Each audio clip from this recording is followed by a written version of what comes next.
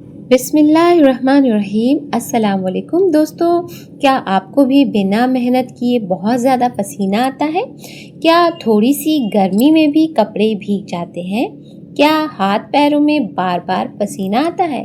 अगर ऐसा है तो वीडियो को लास्ट तक ज़रूर देखिए। आज की इस वीडियो में हम बात करेंगे एक ऐसे घरेलू नुस्खे के बारे में बात करेंगे जिसे हमारे बुजुर्ग वर्षों से इस्तेमाल करते आ रहे हैं। कहा जाता है कि सौंफ में एक ख़ास चीज़ शायद सबके घर में ना हो पर मिल जाएगी आसानी से और बहुत ही कम पैसे में। वो ख़ास चीज़ मिलाकर खाने से शरीर को कई फ़ायदे मिल सकते हैं, यहाँ तक कि आँखों की रोशनी भी तेज़ हो सकती है अगर आप उसे रोज़ रात को दूध में घोल करके पिए। ये दोनों चीज़ें, लेकिन इस नुस्खे को बनाने का सही तरीका क्या है, इसे कब खाना चाहिए और किन लोगों को इससे बचना चाहिए, ये सब आज हम बिल्कुल डिटेल से विस्तार से जानेंगे। इसलिए वीडियो को आखिर तक ज़रूर देखिए, क्योंकि हमारा मकसद आपको जागरूक करना है, आपका ख्याल रखना है। कोई झूठी मक्कारी फरेबी कुछ भी बातें नहीं, जो है क्लियर आपके सामने रहेगी इंशाल्लाह। सौंफ आखिर इतनी ख़ास क्यों मानी जाती है, चलिए जान लेते हैं। क्योंकि सौंफ एक नहीं बहुत सारी बीमारियों में फ़ायदेमंद हो सकती है। दोस्तों, सौंफ एक ऐसी चीज़ है जो लगभग हर भारतीय रसोई में आसानी से मिल जाती है, चाहे वो भारतीय हो या पाकिस्तानी। लगभग दोनों जगह पे हर रसोई में मिल जाएगी। खाने के बाद अक्सर लोग इसे मुंह की ताजगी के लिए खाते हैं, है ना। हम लोग उसे कैसे खाते हैं कि मुंह फ्रेश हो जाए, यानी खुशबू आने लगे, अच्छा सा फील हो कुछ भी खाने के बाद। सौंफ में कई सारे पोषक तत्व पाए जाते हैं, जैसे कि fibre, calcium, iron, potassium, vitamin C. शायद सब ना जानता हो कि इसमें इतने सारे पोषक तत्व पाए जाते हैं, लेकिन आज जान लीजिए इतने सारे पोषक तत्व सिर्फ एक सौंफ में मिलता है, यही जो छोटा सा बीज।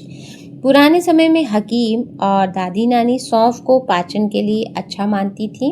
कई लोग इसे पेट की गैस और भारीपन कम करने के लिए भी इस्तेमाल करते हैं।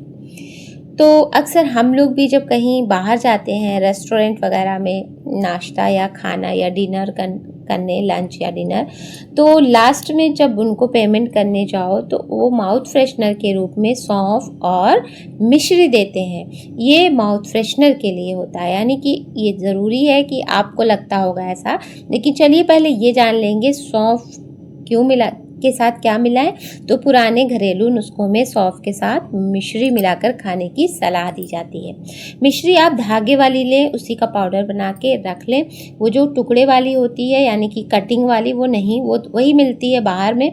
इसे बनाने के लिए आपको 1 चम्मच सौंफ लेना है और आधा चम्मच मिश्री का पाउडर, यानी धागे वाली मिश्री को पीस कर रख लें एक कंटेनर में, और इस सौंफ को अच्छी तरह से साफ़ करके कंटेनर में भर लें। दोनों को जब पिएं तो दोनों को, चाहे तो सौंफ भी पीस के रख लें, दोनों को अच्छी तरह से घोल लें या ऐसे ही चबा लें। इसे खाना खाने के बाद चबाकर खाया जा सकता है।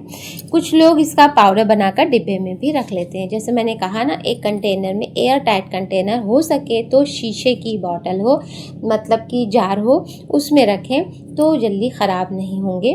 तो ये दोनों चीज़ें आप अगर आँखों की रोशनी कमज़ोर है उसके लिए भी इस्तेमाल कर सकते हैं। रोज़ाना रात को दूध में घोलकर पी सकते हैं। ध्यान रहे, ये सिर्फ एक घरेलू उपाय है, किसी बीमारी का इलाज नहीं है। हाँ, सहायक ज़रूर बना सकते हैं। आइए जानते हैं ज़्यादा पसीना आने के पीछे क्या कारण हो सकते हैं।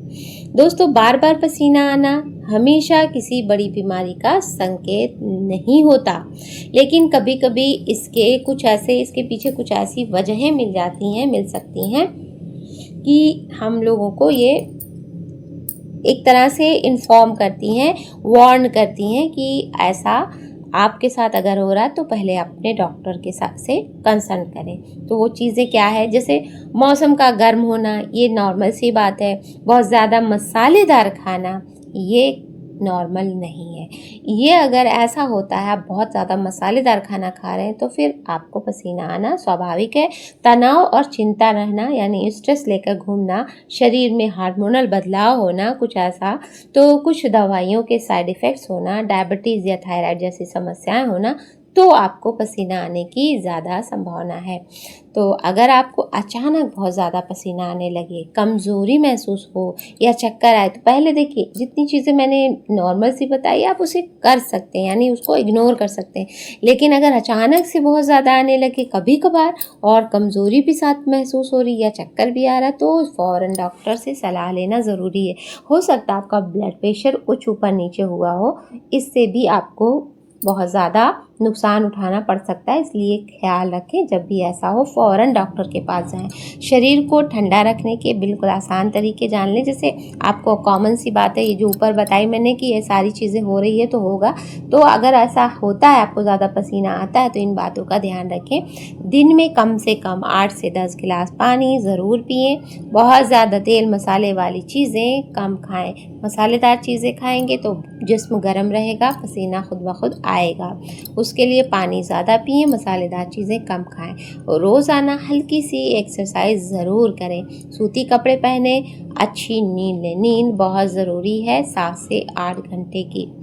कई बार सिर्फ अपनी दिनचर्या बदलने से भी काफ़ी फ़र्क पड़ सकता है। जैसे छोटी छोटी चीज़ों को ख्याल रखें, जैसे हमने भी बताया, तो अगर ऐसा करेंगे तो आप बच सकते हैं ज़्यादा पसीना आने की, समझो एक समस्या ही है, तो इससे भी बच सकते हैं।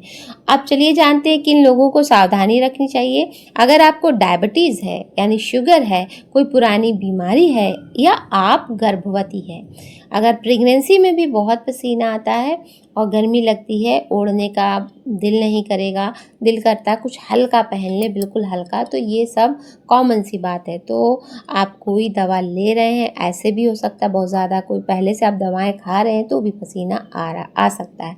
तो किसी भी घरेलू नुस्खे को अपनाने से पहले डॉक्टर की सलाह ज़रूर लें। मेरा काम है आपको बताना, जागरूक करना, और आपका काम है उसे अच्छे से इस्तेमाल करना। इस्तेमाल से पहले अपनी डॉक्टर से सलाह लेकर फिर इस्तेमाल किया करें। एक छोटी सी सीख चलिए जान लेते हैं। ये एक स्टोरी है, छोटी सी नन्ही सी। हमारे बुजुर्ग हमेशा कहते थे कि शरीर हमें पहले ही संकेत देने लगता है, इसलिए अपनी सेहत का ध्यान रखें।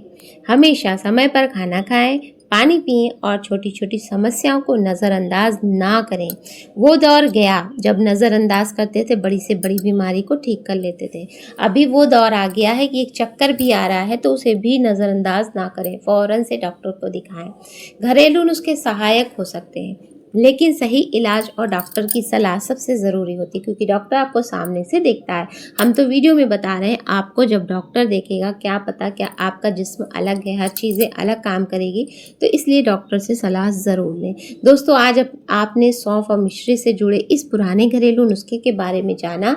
अगर आपको ये जानकारी थोड़ी भी अच्छी लगी हो तो वीडियो को लाइक और शेयर ज़रूर करें और हमारे चैनल को सब्सक्राइब भी कर लें, बेल नोटिफिकेशन को भी ऑन कर लें। तो फिर मिलते हैं इंशाल्लाह। अपना ख्याल रखिए और कमेंट करके हमें बताइए कि अगली वीडियो आप किस टॉपिक पर चाहते हैं। अगर आपके हिसाब से हम विषय ला सकते हैं तो ज़रूर लाएंगे। आप अपना टॉपिक ज़रूर बताइएगा, विषय ज़रूर बताइएगा। अगर आपको हम खुश कर सके, यानी कि आपकी मनपसंद वीडियो बना सके, तो फिर मैं बहुत आपकी शुक्रगुजार होंगी। अल्लाह हाफिज़। फिर मिलेंगे इंशाल्लाह एक नई और दिलचस्प जानकारी के साथ। अपना ख्याल रखिए, हमें दुआ में याद रखिए। अल्लाह हाफिज़।